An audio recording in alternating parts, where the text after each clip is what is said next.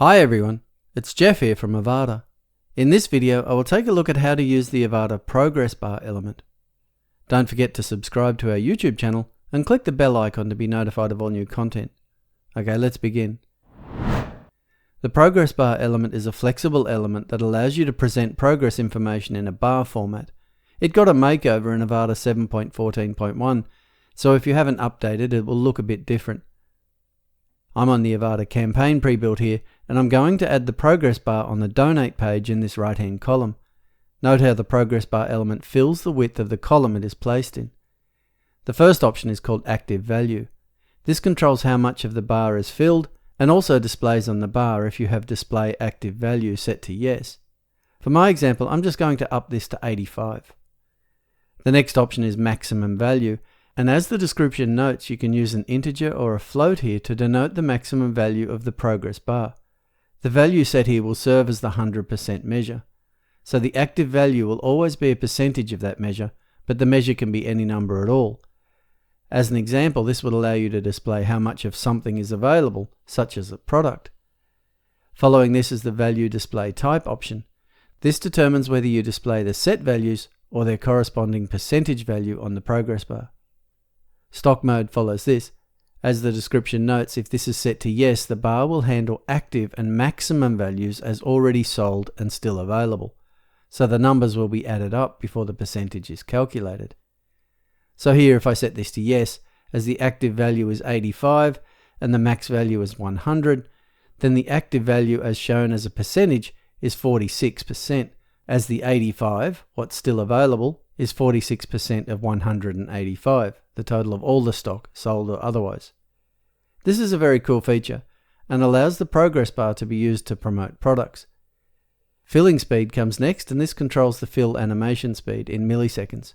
I might slow this down a bit by setting a higher value. Active value text follows this, and note that like the first two options, you can also use dynamic data here. This allows for some advanced uses, perhaps involving WooCommerce or ACF values, etc. But otherwise, you can just add some text here that is displayed before the active value. Unless, of course, you have the next option, display active value, set to no. But here, my active value is being displayed, and I'm just going to add some text before it that says percentage of goal reached. Active value unit is after that, and this allows you to display a unit next to the active value, such as percentage or units or whatever. I want percentage. And that activates another option called active value unit position, where you can control whether the unit is before or after the value. I'll leave this on the default of after value. With the next option, maximum value text, you can also display text in the empty side of the progress bar.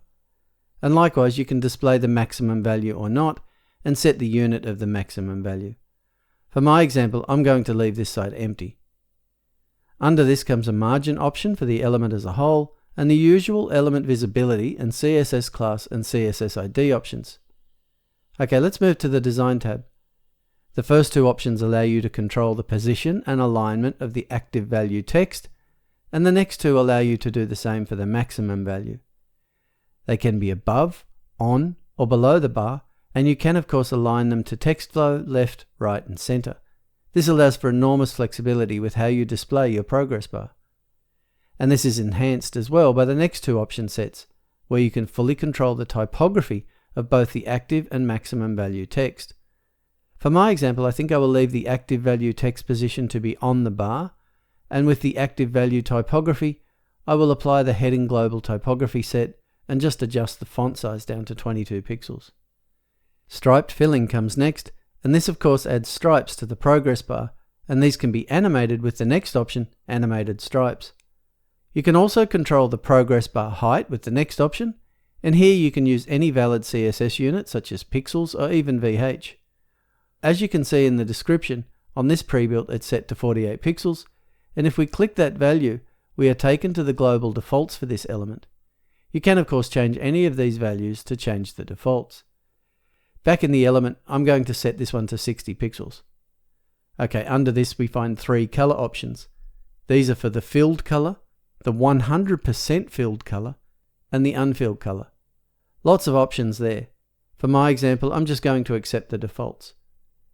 With the next option, Border Radius, you can also independently control the border radius of each corner of the progress bar, giving you some interesting choices there. And you can also add a border to the filled area of the bar with the filled border size, and if you set that, you can then of course control the color. In my case, I don't think I want a border or a border radius. Finally, there is the Extras tab, and here we just find conditional rendering. The animation options are absent here, as the bar animates when it reaches the viewport, and there are other animation options available. Okay, that's the progress bar element. It's a useful and incredibly versatile element to present all sorts of information. Okay, that's it for this video. Make sure you subscribe to our YouTube channel to keep up with all the latest videos. And if you have any questions or need assistance, please create a support ticket and our team will gladly assist you. As always, we want to thank you for choosing Avada.